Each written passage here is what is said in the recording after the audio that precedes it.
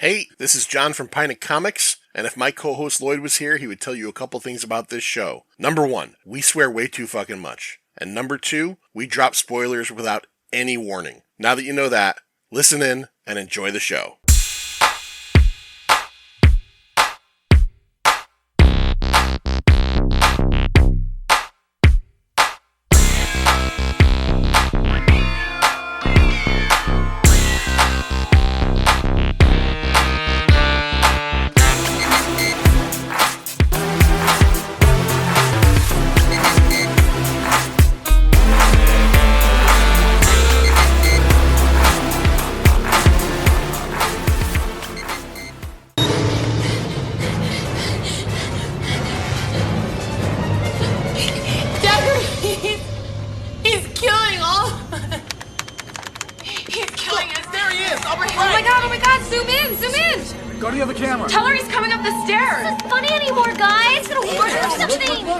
Welcome back, my spooky friends. It's Pint of Comics. My name is John. And I am Stu.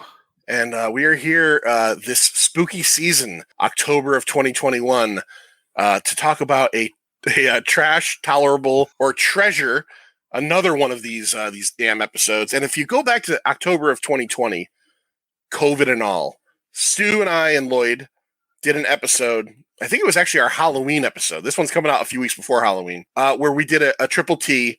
And we talked about the Rob Zombie Halloween 2. In the Halloween oeuvre, or whatever you want to call it, that one there, which is part of the Rob Zombie remakes, okay? That one there seems to get most of the bile from the fans, right? Stu, you'd agree, right? You're a big Halloween guy. Yeah, I think the Rob Zombie movies, you'll occasionally run into people that are really big fans of them, but I think by and large, people are like, why? Why did these happen? Why are these a thing? And the first one, people generally are like, all right, well, it's still the story of Halloween eventually, but Halloween 2 is pretty much no, why is there a horse? We didn't ask for a horse. Is it a horse? Is it a unicorn? Is it a is it a unihorse? Mama Myers and her unicorn. Mama Myers and her unihorse. So that's the one that tends to get a lot of the fandom up in arms. But then you go over to there's so many different Halloween timelines now. Yes, the second timeline, unless you count Halloween 3 as its own timeline outside of continuity where Halloween exists as a movie. Yeah, there's a lot of quantum physics going on in the Halloween universe. So over in in one of the original timelines, in 2002, Halloween Resurrection was released. Okay, and this is the one that amongst those original 8 movies, because this is the one that happened right before the zombie reboots remakes started. This is the one that tends to get the most hate from the fans, and whether it's deserved or not, we're going to talk about that. There's some pretty bad ones in that lineup. Now I know you're a fan, but like 5 is garbage. I was going to say, if you had wanted to do a trash tolerable treasure on 5, because people hate 5, I am here to say right now, 5 is a treasure. I love 5, and I rewatched it last year, and even when I was rewatching 5, I was like, I don't get why people hate this. I mean, I know that makes the weird, dumb clown music when those 2 cops show up, but boy, the first third and the last third of that movie, love it. Love Halloween 5. We'll defend Halloween 5 to the death. Larry showed 4 and 5, I think 2 years ago, and I had not seen them either in years. And I know those are the Danielle Harris ones and all that and everything. Oh yeah, 4 is legit great, but I think everyone loves 4. So I hadn't seen it in years. So 4 comes on, first movie, obviously in order, and I'm like, hey, that was actually pretty good. That's a solid slasher movie. And then 5 comes on, I'm like, what? Can I fucking leave now? Like, would it be rude if I left this? I'm a sponsor. Like, I'm a sponsor. I legitimately hate it. I can't just stand up. I don't sponsor this. You know what? I didn't have anything to do with this part of it. All of my sponsorship money and responsibilities went towards 4 and not 5. Not 5. So anyways. Come on, though. That cat and mouse at the end where they're in the Myers house and she's in the dumbwaiter. Come on, that is great. It's not good, Stu. So Halloween Resurrection seems to be the one that gets most of the of fans' ire in that. And there's, some reasons why. Busta Rhymes kung fu fight with Michael Myers, and the I guess the gimmick that surrounds the movie that we'll talk about in a little bit, because I want to talk about that at a little bit of length. So let's talk about it real quick. Halloween Resurrection is the 8th film in the Halloween series. It was released on July 12th of 2002. It was the one of the only 2 Halloween movies released in the summer. Funnily enough, Rob Zombie's Halloween 2 was released in August of 05 or 6, around there. August. Yeah, I think it was 09. Yeah, late August. Yeah. So this one's smack dab towards Halloween at the end of August. You're starting to get excited. Yeah, July you're not. July you're not at all. July you're like, where's the big blockbuster? Unless you're my wife, then you start getting excited for Halloween on November 1st. Okay, that's fair. One day later. So yeah, this comes out in the summer. This was delayed a few times. Now the original title when they were filming this, and this is vetted, was Halloween Homecoming. So that's okay, Homecoming, whatever, because that's the plot of every movie. He comes home on October 31st. Halloween Resurrection, they wanted to use Resurrection as a title, the Accods, the producers, because the whole idea was that they wanted everybody to know that Michael Myers is alive, and they wanted to use the word resurrection to let you know he's alive. Now, I read this in 2 spots, but I wanted to float this title by you because this may be the worst movie title of all time, right? Nice. We did a TTT on Star Trek V, The Final Frontier, and one of the actual, this was real, working titles was Star Trek V, An Act of Love, and that's terrible, right? That's ridiculously fucking stupid. That's rough. Right? This one here, one of the working titles, supposedly Halloween, An Act of Love. Halloween, MichaelMyers.com. Oh my God. Yeah, that's rough. That's no good. Initially I was like, yeah, but then I realized, no, no, you can't take that serious. You can't take that serious at all. Could you even take it seriously in 2002 when all of that? No. You know what I mean? By 2002, that's old. By 2002, we'd been on the internet for a decade. That's not even brand new. If this came out in 93, maybe. But yeah, 2002, no, that's no good. You can't do that. Terrible working title. All right, this was directed by Rick Rosenthal. Rick Rosenthal directed an actual really good Halloween movie. He made the original Halloween 2. He also directed a movie that I've never seen, but Scary Larry talks about all the time. It is a young guys in prison movie, although that sounds suspect, with Sean Penn, called Bad Boys. Okay. When I say it that way, it sounds like something you'd find on Pornhub, and you probably could. But I know Larry loves that one. This was written by so John Carpenter and Deborah Hill are credited with the characters, obviously.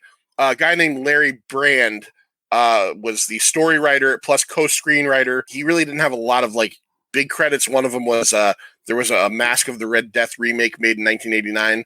And then Sean Hood, who actually did Cube 2 Hypercube, which I've never seen any of the Cube movies, but he wrote that. He wrote the Conan remake that Jason Momoa was in that was pretty much universally panned, which eventually we're going to do a TTT on here. It was filmed between May 14th, 01 and June 22nd of 01, reshoots in September and October of 01.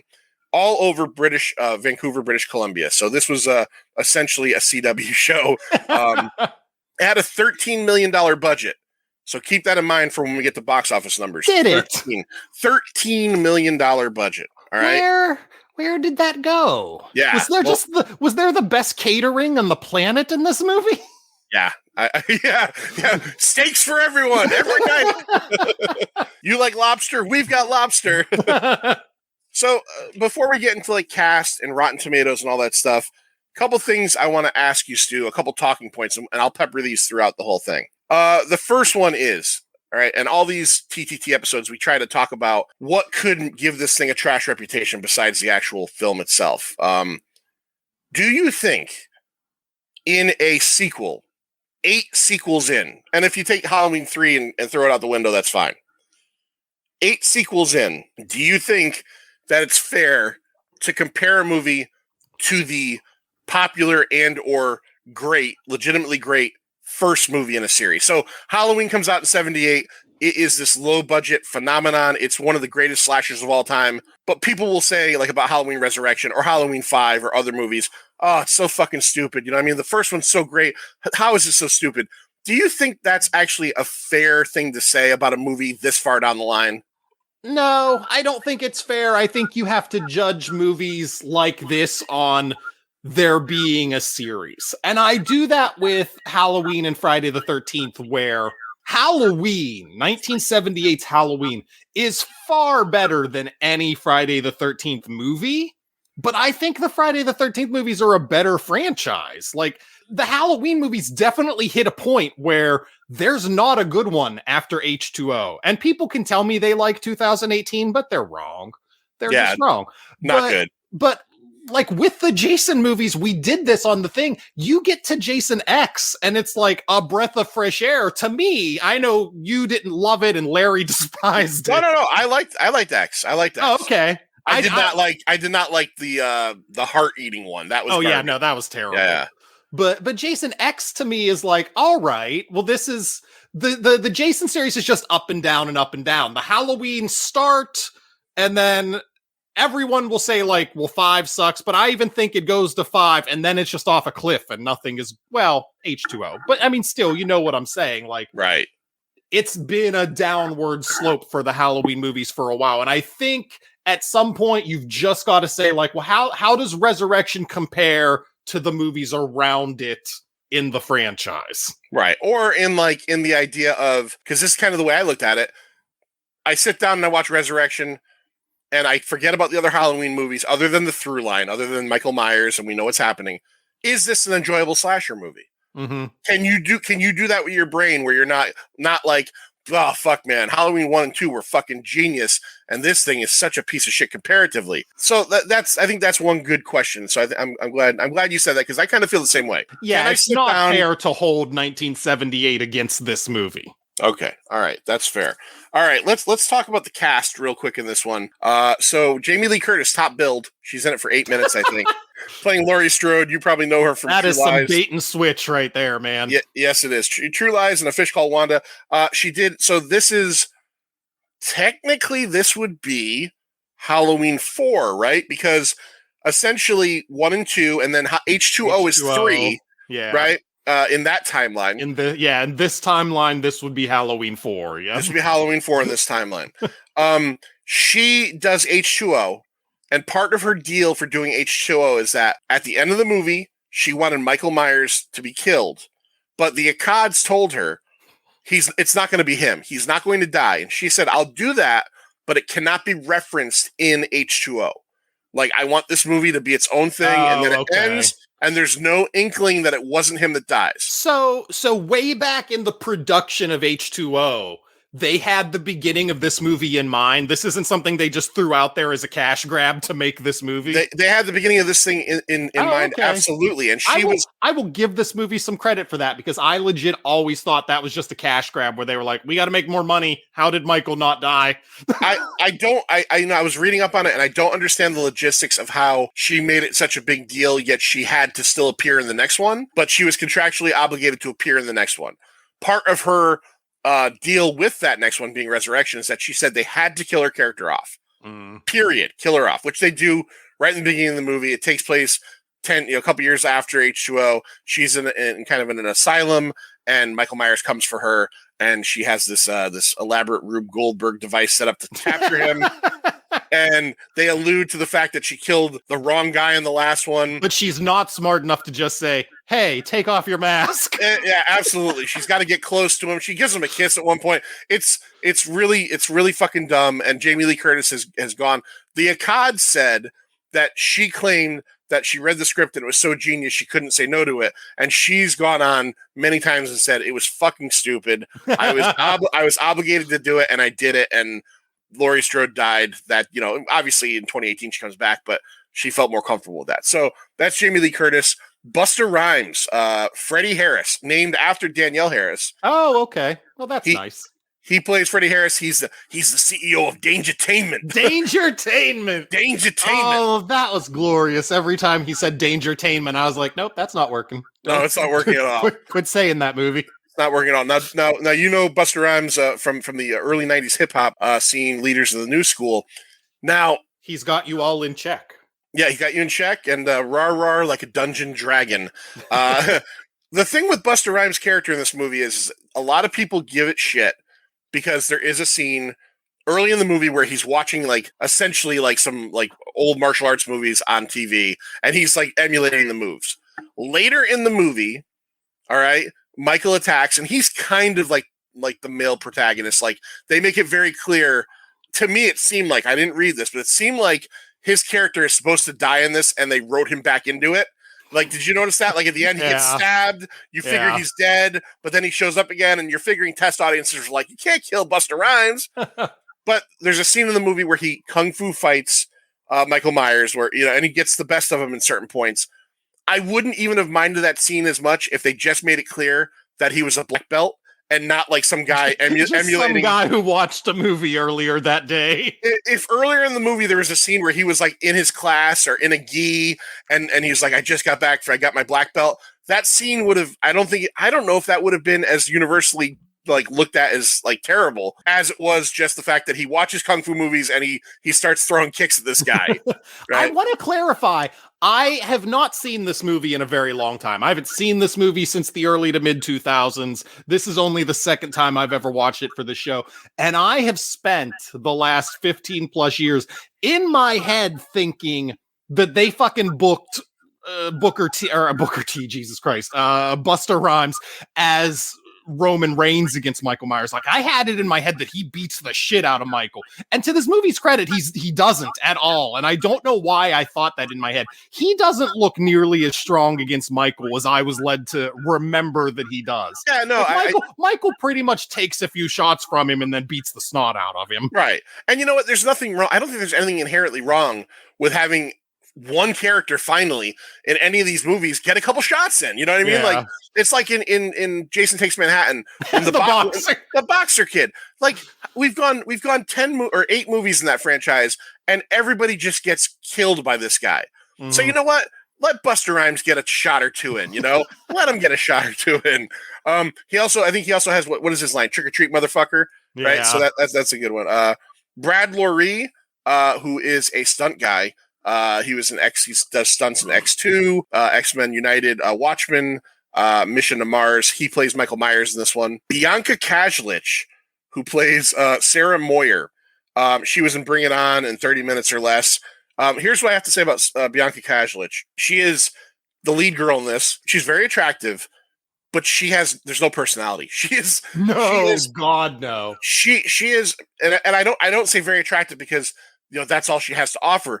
But like, holy shit, she is literally like a piece of paper on screen. You spend this entire movie watching her act next to Katee Sackhoff, and you're going, you miscast the lead.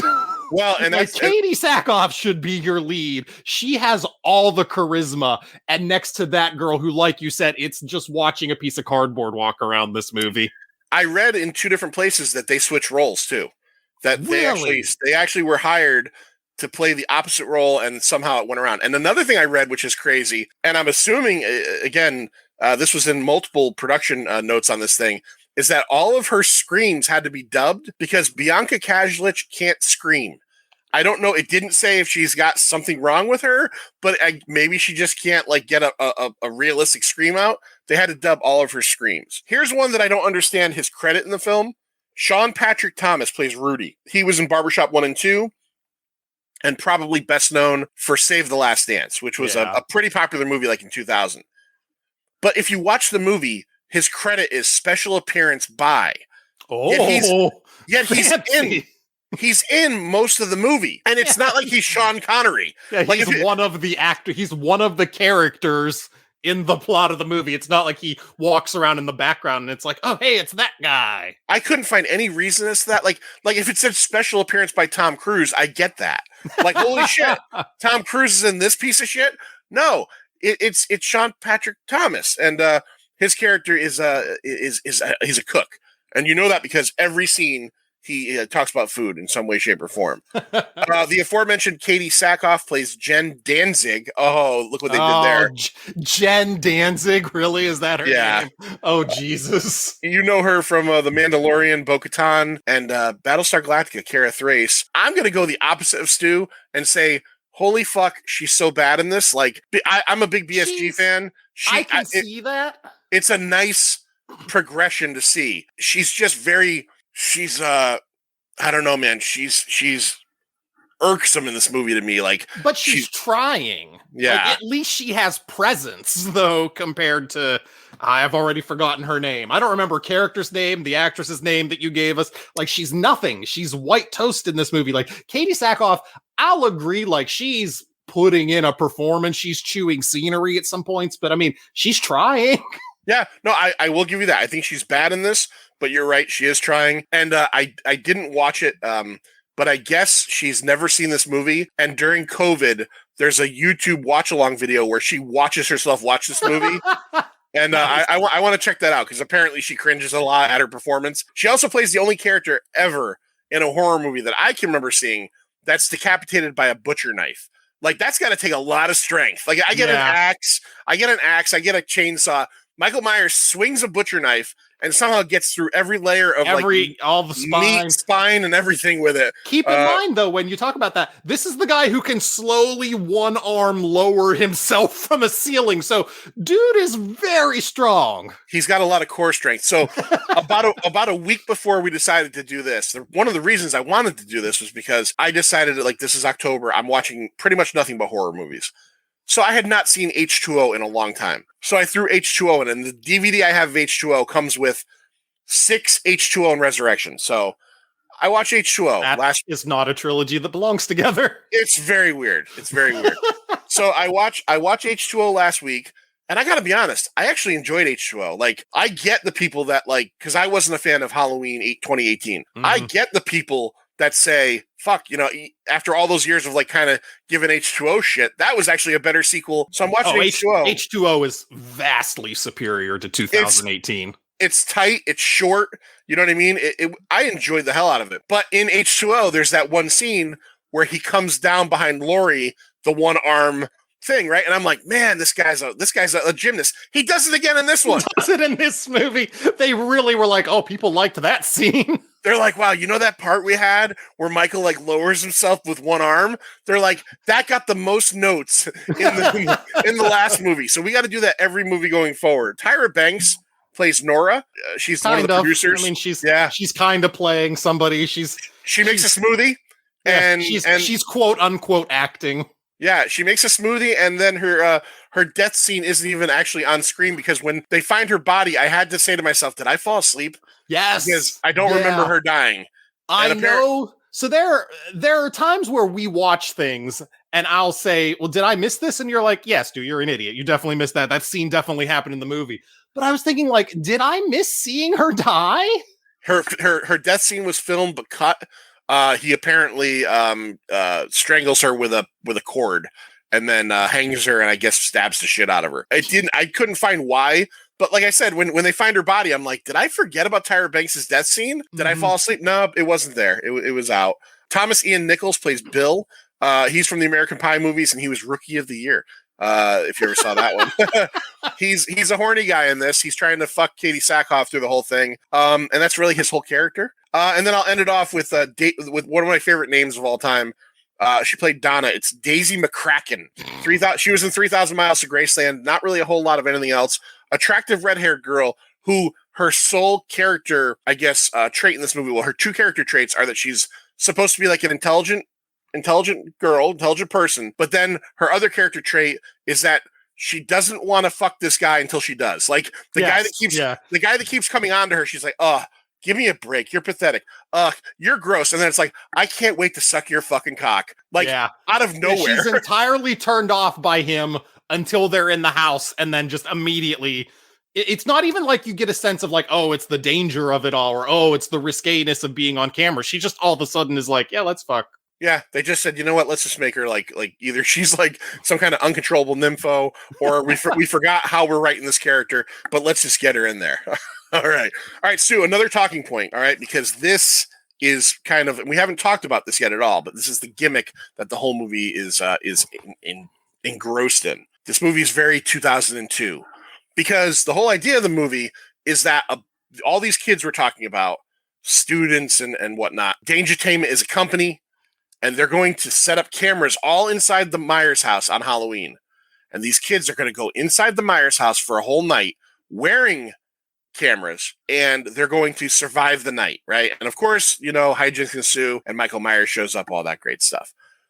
So, what do you think, Stu, of movies that specifically use a gimmick that relates to something that is so tied into a certain moment in time? So, I'll give you a couple examples. Obviously, 2002, reality TV, internet watching, all that stuff. Like, there was a movie with Chris Evans years ago called Cellular, which at the time, people probably were like, this guy's got a mobile phone and he's, whatever.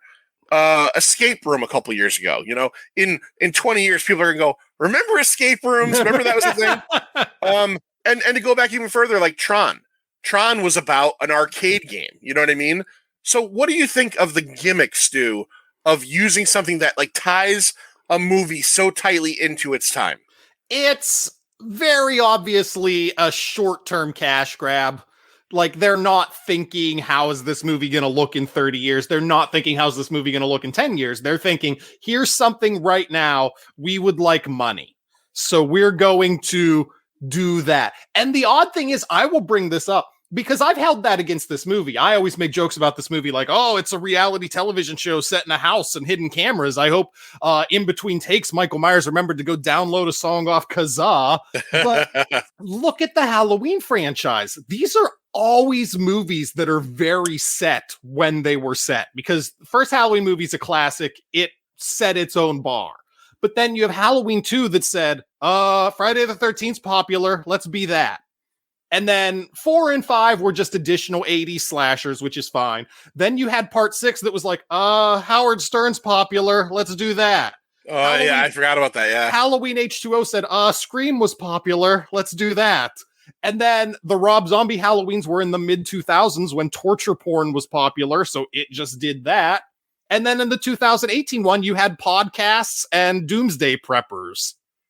So, all the Halloween movies are very of their time in one way or another. But yeah, for some reason, this one has always struck me as the most. Maybe it's just so weird because podcasts, like, we know in 10, 20 years, we don't know, like, what that's going to be like, or doomsday preppers, if we're going to still be thinking about that kind of stuff.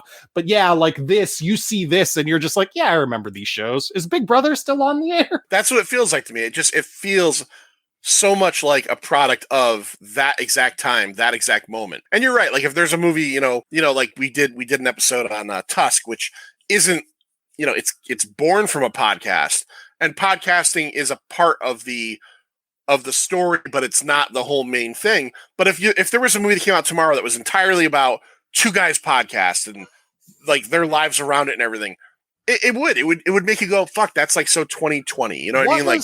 What was the movie that came out last year, like 2 months into the pandemic? Host? Yes, yeah. Yeah, like how's that movie gonna age like 10 years from now or something? I mean, it's a good movie. I'm not saying it's bad, but boy, they were like, we want money right now. Let's do this thing. Yeah, you're right. In like 10 years, people are gonna go, what was Zoom again? Oh, fuck. That's that thing that everybody had for like 1 year. You know what I mean?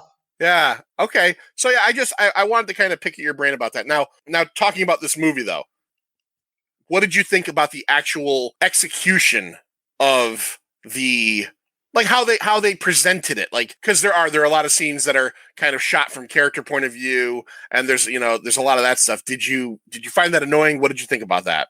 I mean, it was what it was. You kind of have to buy into this movie's gimmick as it portrays it. The thing that was bothering me, and again, this is just me, like, we're 20 years out now, were, I guess, personal cameras that you could wear on your ear. Were they that low quality in 2002? Because the stuff that you see through those cameras are terrible to watch because it's so grainy. That's the thing that threw me out the most, is not so much the point of view shooting, but just that when they went to those cameras, it was like, couldn't you have just pretended we had HD in 2002? Yeah, well, maybe they were trying to go with a realistic idea. And do you think you just go fakeistic then? That was bad. Do you think this movie also tried? I mean, obviously it's not the same, but do you think this movie also tried to? I'm not a NASCAR fan, but I'll use a NASCAR term to what, draft or drift, whatever they call it, on the found footage thing, which was very big at that time because of Blair Witch. Oh, maybe I hadn't considered it, but maybe, yeah. It wants to get you to think about that without actually being a found footage movie. Maybe, yeah. I got to wonder if like the success of Blair Witch made them go, well, we're not going to make it so it's like they find this stuff, but like, how do we present it as if it's like a live thing happening, you know? How do we get people watching this how do we tickle that part of their brain and they'll think like, oh, I like the Blair Witch. Yeah. Subconscious. All right, Stu, I'm going to play a game with you real quick. We're going to go to Rotten Tomatoes. Oh, now I'll explain every few shows I try to do this. Rotten Tomatoes takes critical reviews and they also do audience, but we're going to go critical on this one. If 0 to 59% of the reviews for a film are positive, it gets a green splat. It's rotten. It's a shitty Rotten Tomato. Gross. So that means, like it could be anything. It could be 5 reviews. It could be, and they actually had a chart. Like I never thought about this, but think about this with Rotten Tomatoes. Like on Pint of Comics, if we were Rotten Tomatoes approved, like a critic, we do 0 to 5. Other shows, your show does to 10, right? Mm-hmm. Other shows do the countdown does like 1 through 100. So I was like, how do they? And there's a chart of like what they consider at what number to be an average together. You know what I mean? So they have all these. They have all these averages for different rating systems, like A through F system, and all that. So 0 to 59% positive reviews gets you a green splat. 60 to 100% gets you a fresh, nice red fresh tomato. This was based on 67 critical reviews for 2002's Halloween Resurrection. What do you think the percentage is, Stu? I've seen it because I watched this on my Plex server, and Plex shows the Rotten Tomatoes score. I don't remember. I want to say it was like a 25. I don't think it was like dire, or was it much lower than that? It would make sense. Take the 25 and minus 13. Oh, okay. It's a dozen. This is a baker's or not a this is actual dozen. This ain't a baker's dozen. This got 12%. The critical I guess consensus was not good on this one. Let's talk a little bit about box office because again, maybe this thing didn't do well, maybe it did do well. What came out around the same time? It's always all a lot of curiosity. So this thing came out on July 12th of 2002. So week ending July 14th of 2002. What could people have gone and seen? And remember, $13 million budget, right? And we'll talk about whether this thing made money or not, and whether that's a surprise. Number 10 that week, it was out for 5 weeks. It made $6 million. Was The Bourne Identity. All right. How many weeks? That had been out for 5 weeks at that point. Okay. And it made $6 million just that weekend. I'm just doing the weekend. Yeah, right. Number 9, it had been out for 4 weeks. It made $7 million. Tom Cruise, Steven Spielberg movie, Minority Report. Oh, okay. Number 8, I don't know what this was, but I think I have an idea. $8 million. It had been out for 2 weeks. Like Mike. Is that a basketball movie? Yes. Yeah, I want to say it stars. I forget who. Like Lil Bow Wow. I want to say LBW. Okay. All right. Number 7, Disney film. $8 million. 4 weeks. Lilo and Stitch. Number 6. Let me see here. It opened that week along with Halloween. It made $10 million. Crocodile Hunter Collision Course. Do you remember that Steve Irwin had a fucking movie? Steve Irwin was like the biggest thing in the world for a little while. Yeah, he was. Yeah. Oh, he was a great guy. I was legitimately shook when that guy died because, like, yeah, he was a good guy. He was a good guy. He was an entertainer who genuinely cared so passionately about what he did. I got so into his show in 1997 when I moved out of my house. I moved in with a couple of buddies of mine, and we used to just sit up and have beers and stuff and watch TV. And that was when his show came on Animal Planet. And we were legitimately fascinated by his show for 2 reasons. A, it's just cool subject matter. And B, that dude feared nothing. Nothing. Like he's like, 2 hippopotamuses that are fighting can cause an earthquake of a great magnitude. And then he's like in between them, holding them back. I'm like, he doesn't give a shit. And then you find out years later that like he's killed by an accidental a stingray fucking shot to the heart. It's like, oh, god damn it. Yeah, like a 1 in a million fluke accident. Yeah. Total fluke accident, yeah. And his kids and his wife are still carrying on the torch. They still do stuff all the time. Very cool. But yeah, he had a movie. I've never seen it, but when I'm looking at seen it now. Crocodile Hunter Collision Course, and it made $10 million that weekend. Number 5, 3 weeks, 11 million. Adam Sandler, Mr. Deeds. So opening at number 4, and it made 12 million. So it made almost its entire budget back in the first weekend. Oh, okay. Was Halloween Resurrection. Oh, but opening at number 4 is always sad. It's not great. It's not great. There was at least one giant movie above it, but number 3, $16 million. It opened as well.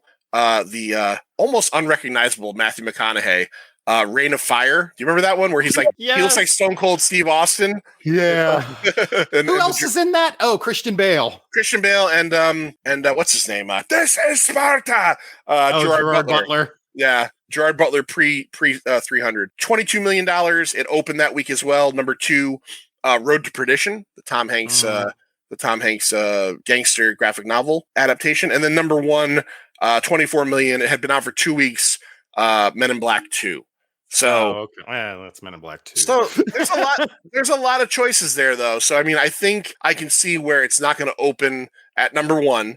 You know, do you think that it was a mistake, Stu, putting out this movie in July and not in like August or like, I'm sorry, October? Yeah, right? Obviously putting out a movie called Halloween in July. It's a terrible idea. Why would you do that? Yeah, I can't imagine what the thought process would be about that. No, it's almost to the point where you think like something went wrong. Like, I don't know what it could have been. Maybe shooting and everything went wrong and it was supposed to come out in Halloween 2001, but there were delays. You said they were doing reshoots in September, October. Maybe they weren't intending on having to do those. And then they just got tired of holding on to it. Yeah. Boy, they didn't know what the future was going to be like in 19 years about holding on to movies. But. Yeah. It's good thing there was no streaming back then, because I think it would have gone straight to streaming. So $13 million budget. It made $30 million in the U.S. and Canada and $38 million worldwide. So this movie was a hit. This movie, whether it made an additional $38 or it just made $8 million the rest of the world? $8 million the rest of the world. Okay. Yeah. Rest of the world, not a big Michael Myers population. I can't speak to horror movies in this aspect, but I don't know if they play everywhere else. You know what I mean? Like, I don't know if it's like the fervor we have for it, you know? Yeah. Over here. But yeah, so this movie made $38 million on a $13 million budget. At the end of the movie, Michael Myers opens his eyes after he's been killed again, and there was supposed to be another Halloween film. There's always supposed to be. But people looked at the critical, the producers looked at the critical scores on this, and even though it made money, they decided to go the direction of, I don't know if they sold the rights off to the people that made the zombie one, but they decided to go in that direction. So as a fan of the Halloween movies, this thing comes out and you go see it in the theaters, and whatever you think about it, we'll get to that. You leave the theater and you go, okay, are you at this point wanting more in this same line? Or are you like, you know what? Give it to Rob Zombie. Give it to give it to somebody else and let's try again. Where's your mind process after watching this movie? It's hard to say because it's so weird knowing what would come that we still had 2 more different timelines to venture through for these movies. Like, I would probably, after this, have said, boy, in 2002, we've gotten all the stuff that what happened in the Jason movies. We got they killed Jamie Lloyd off, so there's no point in going back to that timeline. Yeah, you might as well just reboot it. I don't know how big reboots were at 2002, if that's something I would have thought of at that point. Yeah. But yeah, you might as well have at that point.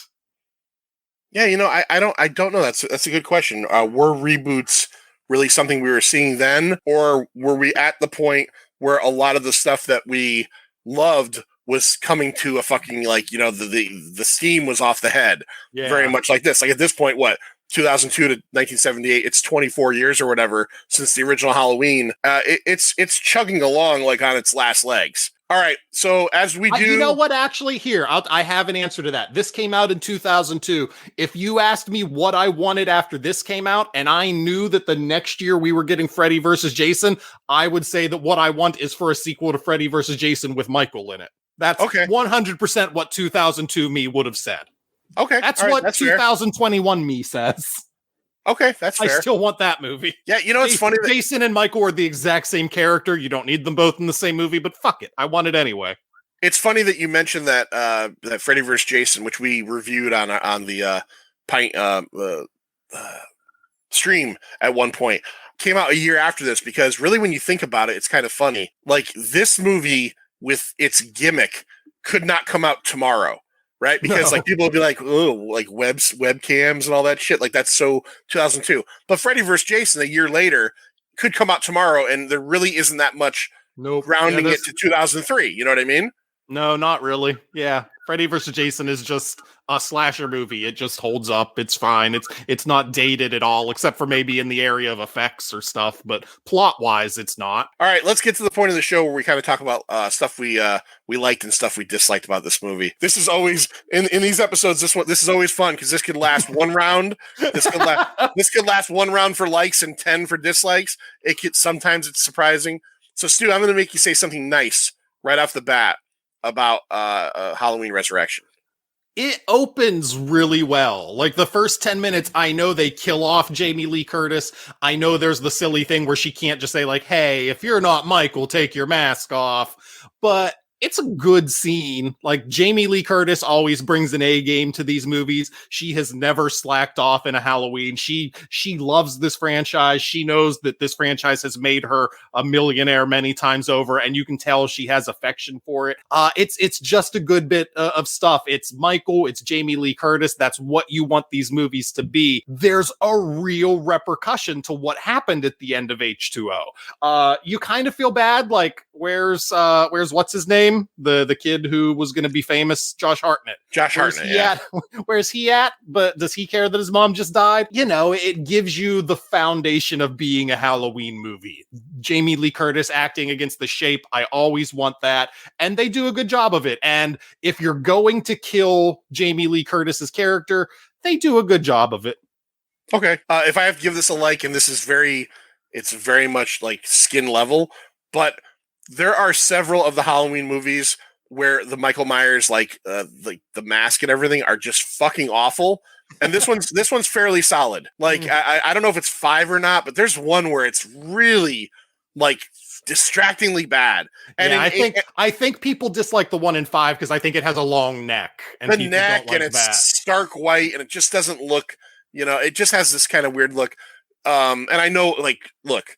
Again, I've said it a million times. We do these horror episodes. I love like horror stuff, but I'm very much a neophyte fan. Like, there are podcasts like right now that are doing like their top, like listing the masks. So this is important to some people. It is. Like this is important to some people. So I can at least say, watching this one, I even think it was an improvement over H2O.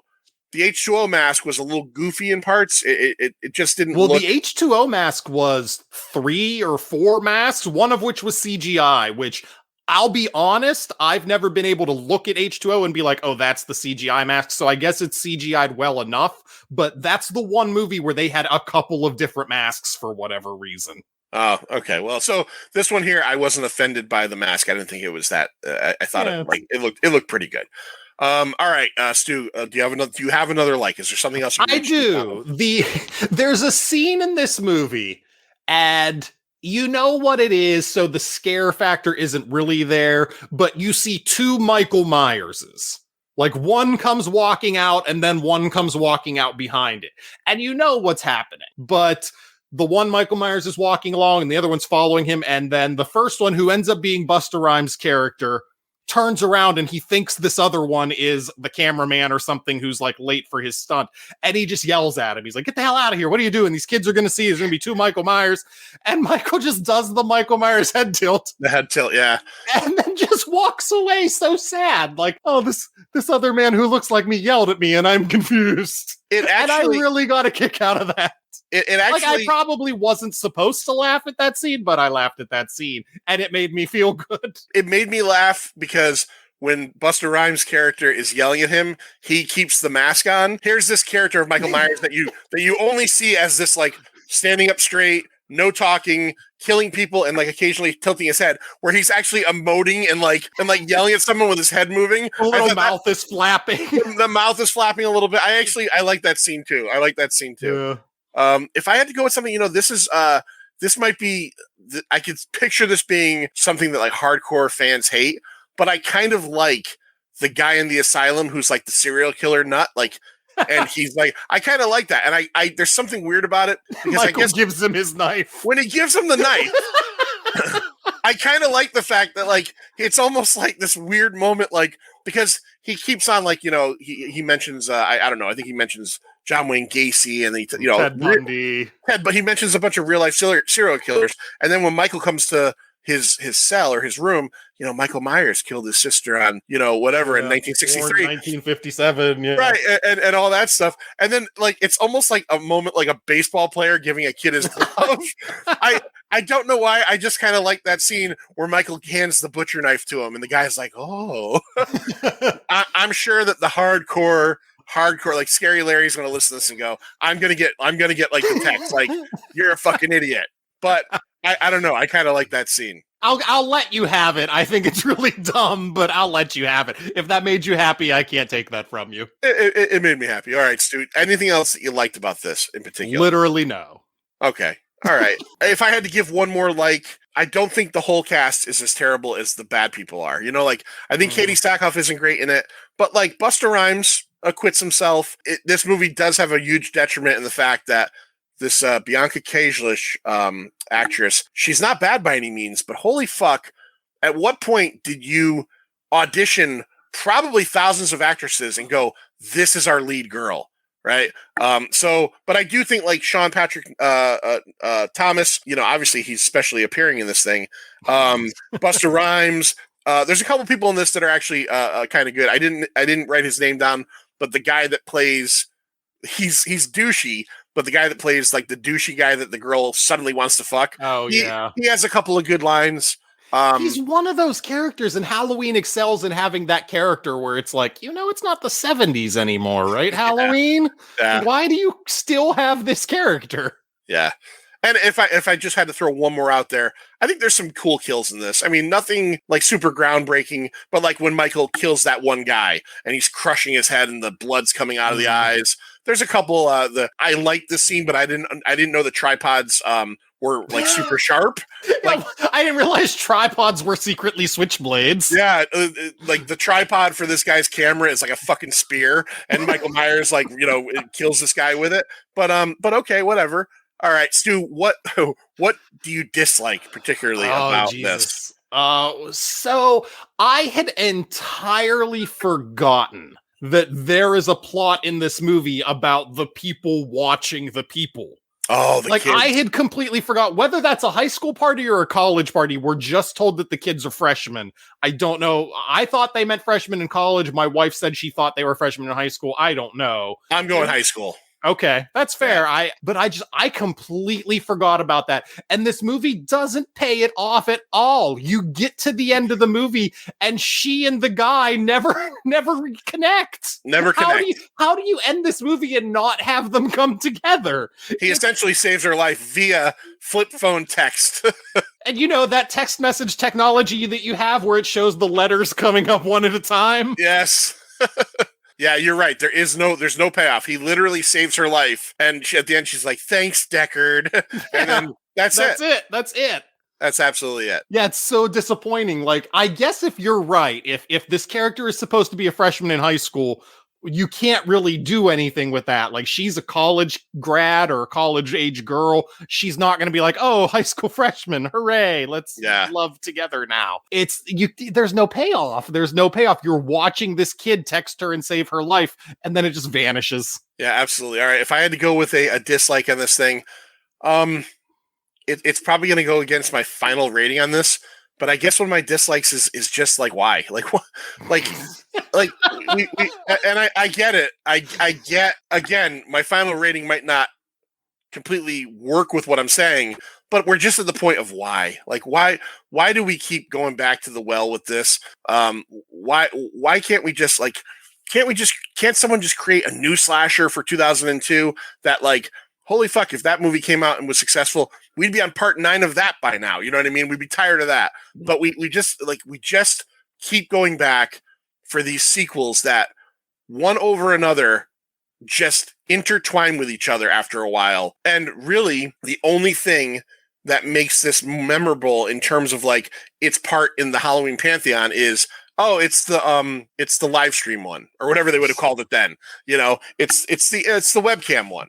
Oh, the webcam one, right? So I don't know. I just think sometimes when you get to like this point of a series, and really only horror movies can get this far, right? Like the Fast and the Furious withstanding. Yeah, prior to the current era where you have the MCU and the Fast and the Furious and Harry Potter, when you're talking about stuff like pre-2000, you had horror movies and James Bond, and those were the only things that lasted more than like 3 or 4. Right, Star Trek or something. Those are like an established universe that you're making another chapter in. But in these type of movies, there's not that. You know, you could have made 10 movies with the original Star Trek crew. You obviously could make 25 Bond movies because you could send him on different missions of varying. But essentially, these are going to come down to Michael Myers is killing people again on Halloween, and I think there's a place for that stuff. But I just almost feel like, oh man. Like, I think the reboot was necessary, especially in this. Now, obviously, the reboot doesn't matter anymore because that's done too. And now we're on the new timeline, which... The new original timeline. The new original timeline, which I should mention, by the way, comes out this week. Whether I put this out on Friday or not, it's out. If you have the premium Peacock, you could watch it. Or if you want to venture to the theater. Stu, here's a good question just out there. Are you going to go see Halloween Kills? I am going to see Halloween Kills. I'll see it in theaters because we have the AMC Stubs A list where we can theoretically go to the movies 3 times a week for free. So we have that subscription with AMC Theaters. So I'll go see it in theaters. Surprisingly, and this might even shock you with how much I like horror franchises, how much I like the Halloween movies. I've only seen 2 Halloween movies in theater. So Halloween Kills will just be the 3rd that I've seen.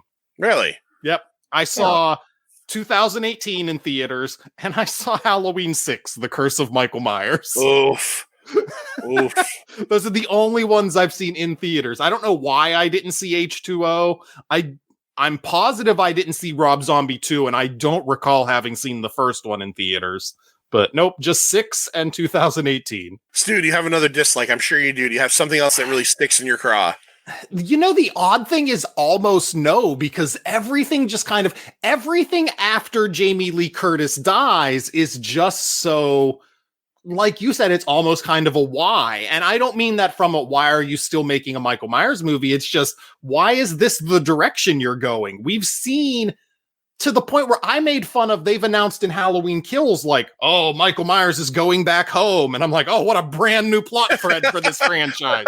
Where'd you get that from all the rest of them? Yeah, like, we've seen Michael Myers go home. He went home in part 5. He went home in part 6. Like, he went home in this one. Like, he went home in part 1, Stu. The tagline on the poster is the night he came home. He just keeps going back to his house. And by the time Resurrection came out, it was tired. Like, why is he going back to his house? What is there for him? Let me ask you a question, Stu. Why has the town of Haddonfield not done something and knocked this fucking thing down? Like, at what point would you just say, you know what? We've decided that it's an eyesore. Nobody owns it anymore. You know, okay, nobody lives in it. Apparently, we learned in this one, he's living under it and eating rats. Which, by the way, a question about the rat that he ate. Yeah, what was going on with that rat? I got alive. Yeah, let's talk about that scene for a minute. So a couple of the characters end up under the house, and they discover, holy shit, he's been sleeping under the house. He's still living in the house technically. And then there's a scene in the original or in the second one where they find a dead dog, and Loomis says he got hungry, and you're like, oh, this dude eats fucking whatever he could eat. So they see on like a nightstand kind of thing or a box, they see this fucking rat that has a complete bite taken out like of it. Like an apple bite. It's like a fucking pear. It's like a shark attack bite, right? So, and the girl goes over to it and she's like, oh, that's gross. And she pokes it and it's alive. It's only 6% of its body is left. I know. I want a movie about that rat. These characters. I want to know what's going on with that rat. Why is that rat immortal? If I was Mustafa Akkad and I still wanted to put movies out, I would say we are going to shift focus from Michael Myers to that supernatural fucking rat right there. Halloween Ratsurrection. The Ratsurrection. The night it came back home again, I guess. Halloween Resurrection. We talked about it. Let's get into the triple T section where we discuss whether this is, to you personally, a trash movie, a tolerable movie, or a treasure. And I'll go first. We'll leave the rest to you, Stu. I'm gonna get hate for this one. I'm gonna go tolerable on the extremely low end, and here's why. Here's why I say this. It's a D minus. Here's why I say this. I don't have the level of fandom that a lot of the fans have of the Halloween franchise, and that's why I brought up that question earlier. Do I have to hate this movie because it's so much more inferior than part 1? Now, I do hate 5. 5 would get a trash from me. Oh, that's so sad for me. I think 6 would get a trash from me. I saw that one a couple years ago for the first time in a long time, and it's not good. This one here is the kind of movie that if I'm never going to throw it in my DVD player again. It's done, right? But if I was editing a podcast or I was sitting on my couch reading and it was on a TV, I wouldn't be offended that it was on. You know what I mean? It doesn't bother me that it exists. And like we talked about, some of the stuff that people really rail on it about, like the Busta Rhymes, like people always bring up the fucking kung fu part. Yeah, it's not as bad. It's not as bad. It's not as bad as you might remember. We all do that. We all. Oh yeah, you embellish things and blow it up into the giant proportion in your head. Absolutely. You see something once, you hate it, and then you're like, oh my God, remember that terrible scene? And then you're like, you watch it again, you're like, fuck, man, that was bad, but like that wasn't nearly as bad as I remember it. So that's what I think about that. I'm gonna go tolerable just because I don't think it matters that this is a part of a once great franchise. Literally, if you said to me, like, do you want to watch like a very middling at best slasher movie? Sure, why not? Halloween Resurrection. Let's have a beer. All right, Stu, what do you, I know where you're going, but what do you give this movie? So you mentioned it last year, or you mentioned it earlier. Last year we did Rob Zombie's Halloween 2, which I said probably somewhat personally was tolerable just because I like Michael Myers and the genre, but it's a trash movie, so I had to give it trash. Compared to this, Rob Zombie's Halloween 2 is The Empire Strikes Back. This is the worst Halloween movie. I know you said apparently 5 and 6 would be your trashes. To me, this is the very bottom of the pile for Halloween movies. So if Rob Zombie's Halloween 2 was a trash, this is extra trash. This is the juice at the bottom of the trash. This is last year, my mother-in-law was staying with us for like the months of September and October. And I was all excited because she likes horror movies. And I was like, let's rewatch all the Halloween movies. We rewatched every Halloween movie, but I said, we're going to skip this one. We didn't watch Resurrection last year because I was like, no, I'm not rewatching that one. You didn't react well when I said, let's do this. Like, no, you were like, no, really? One. This is the worst one. I think Rob Zombie's Halloween 2 is the second worst one. So you have made me watch, for my money, the 2 worst Halloween movies. But yeah, this is trash, and it legitimately makes the other ones look so much better. Because say what you will about the Rob Zombie 2 movie, it has a horse. It has Sherry Moon Zombie running around in a role that she does not need to be in. There's 8,000 things wrong with that movie. But boy, the acting performances in it are great with Scout Taylor Compton and Danielle Harris and Brad Dourif. You can't say that about this. Yeah. Oh, no, I think I actually gave that one a tolerable because... Yeah, I think you did. Yeah, I don't hate that movie. I never have hated that movie. And go back into the archives and find that episode from last year. If you told me right now I had to rewatch that or this, I would watch that. Okay. Well, let's pencil it in for next year during October. Let's do a triple T on 5. Yes. All right. So we'll treasure. 12 months from now, you're spoiling it, but that's okay. We'll do a triple T on 5. You're going to be like, all right, let's get into our dislikes. And I'll be like, pass. Yeah, I refuse. Big cookie lady. Come on. I refuse. All right, Stu, thank you so much for doing this episode with me tonight. Give everybody out there information on SWO. SWOproductions.com is the site. Find us at Twitter at SWO Productions. The podcast is The Stu World Order. And John asked me earlier, I'm bad at knowing what my schedule is, but I looked it up.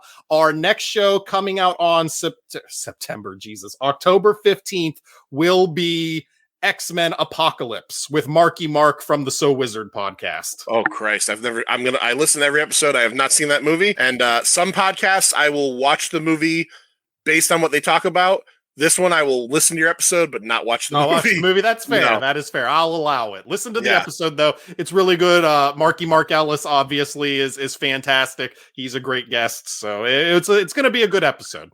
All right. Yeah. Love Mark. Love So Wizard. And you're killing it, Stu. Seriously. I love the show. I look forward to it. The fact that you're bi-weekly, it gives me something to look forward to. Pisses me off when I get to that off week and I'm like, fuck, there's no Stu World Order. No Stu World Order. And remember, my current episode up until that one comes out is still 300, which I did with Larry, which I genuinely think is one of my, it's top 5, if not my number 1 episode. I think that's a great episode. So listen to that one too. That was a lot of fun. It is a great episode. It is a great. The show has been fantastic. And remember out there, 90 is greater than 30. I want to talk about Pint of Comics real quick, but I'll make this real quick. Pint_O_comics. Okay. You know us, me and Lloyd. Lloyd is on a current hiatus. So I've had all these great guest hosts, people who've been on the show a million times. I thank all of you, Joe, Stu, anybody that's been on. Last week, I had a completely shitty hard drive failure. I lost 3 episodes of the Pint, but I wanted to bring up a couple people real quick. A guy named John from Shocking Things Podcast. Guy I met a few times at the Cult Classic shows. Very cool guy. He's been listening to the show. He messaged me after I posted that day and said, if you need someone to hop on to do an episode, I'm there for you. And I'm going to take him up on it. Andrew Morgan of the Nomcast, great friend of mine and a great podcaster. He hit me up immediately and was like, do you need me to put an episode together for you? So I just want to say thank you to those people for that. I felt a lot of love. I'm still extremely butthurt that I lost 3 what I think were really good episodes. It fucking actually really irks the shit out of me, but stuff like that happens. Now, I want to mention one other thing. G.I. Gary, if you don't know, G.I. Gary is part of the Six Pack. He's been with the show since the beginning. He has his own podcast called Chaplain's Assistant Motor Podcast, okay? Now, I'm going to tell you this right now. If you're not a G.I. Joe fan, this is not the podcast for you. But if you, and I'm just being honest, but if you are a fan of G.I. Joe, and I'm talking about the comics from Marvel in the 80s, the current comics, the movies, the cartoon, the figures and the vehicles, you have got to listen to this podcast, okay? Go over and find him on Instagram, Chaplain's Assistant Motor Pod. Find him on Twitter. Follow him. He's up to episode 10 right now. Shortish episodes. I listen to everyone. It's kind of like our little brother show. It's under the Pint of Comics purview. And I absolutely love it. Gary, I tell him all the time, I want to tell you here now, you're doing a great job. But again, if you are a fan of G.I. Joe, because it is totally G.I. Joe centric. I know the Twitterverse people that Gary are friends with that are into G.I. Joe, they love it. So it's really cool. It's Gary by himself, which as a podcaster, I give credit to anybody that does that. Because I tried that once or twice, and that is not fucking easy. And he's very prepared. He's got all of his information, and he obviously has a wealth of knowledge of G.I. Joe and all of its off branches there. So check it out. Stu, can you say the words that get us out of Pint of Comics? See ya. It's over, Johnny. It's over. Nothing is over. Nothing. You just don't turn it off.